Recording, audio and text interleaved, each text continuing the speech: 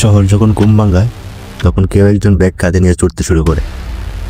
সেই ব্যাগে নেই মোবাইল গ্রামার, নেই ক্যামেরার লেন্স, আছে ওষুধ, আছে কোম্পানির স্যাম্পল, আর আছে দায়িত্বের পাহাড়।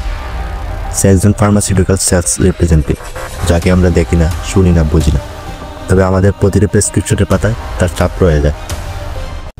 ভোর 5টা, বাসার সবাই তখন ঘুমিয়ে, তবু কেউ একজন চুপচাপ নিজের জামা পরছে, ব্যাগ গুছাচ্ছে, একটা চুমু চুয়ে দিচ্ছে সন্তানের কপালে। সেই সন্তান হয়তো বুঝতেও পারে না তার বাবা কোথায় যায়, কেন এত ক্লান্ত থাকে। একটি দিনের শুরু, আরেকটি টার্গেটের দৌড়। ডাক্তারের চেম্বারে সিরিয়াল ধরতে হবে, 3 মিনিট কথা বলার সুযোগ পেতে সময় লাগে 3 ঘন্টা। তবু হাল ছাড়ে না কেউ, এই যুদ্ধটা তার নিত্যদিনের অভ্যাস।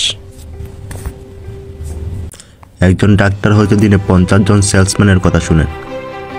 তাদের মধ্যে কে থাকবে মনে, কে হারাবে অস্তিত্ব।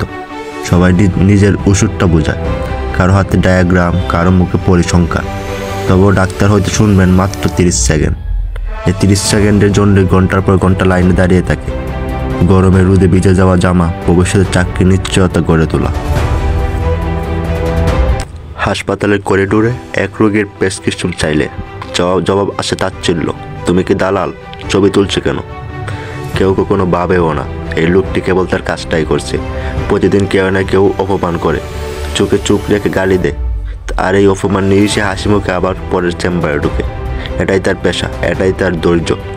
সন্ধ্যার পরেও সে কাজ করে, report upload, chemist follow up. সপ্তাহে একদিন ছুটির কথা বলা হয়, কিন্তু সেদিনেও অফিসের কল আসে, টার্গেট পুল হয়েছে তো। বাসায় যখন ফিরে সন্তান ঘুমিয়ে পড়ে, স্ত্রীর চোখে খুব আর ক্লান্তি। তবুও সে বলে, আরেকটু বুঝো, আমি চেষ্টা করছি। কিন্তু সময় তো কারোর জন্য থামে না, শুধু সম্পর্কগুলো আস্তে আস্তে দূরত্বে হারিয়ে যায়।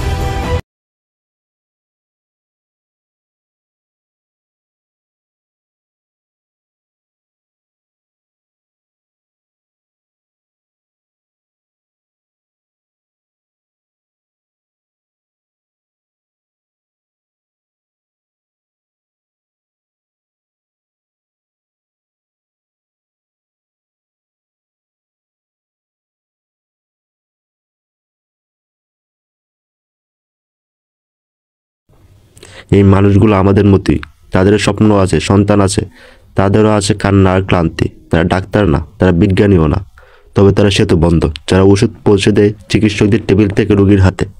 তাদের সম্মান দিন, তাদের কথা শুনুন, কারণ তারা দালাল না, তারা এক একজন যোদ্ধা, নীরব, একাকী, তবুও অবিচল।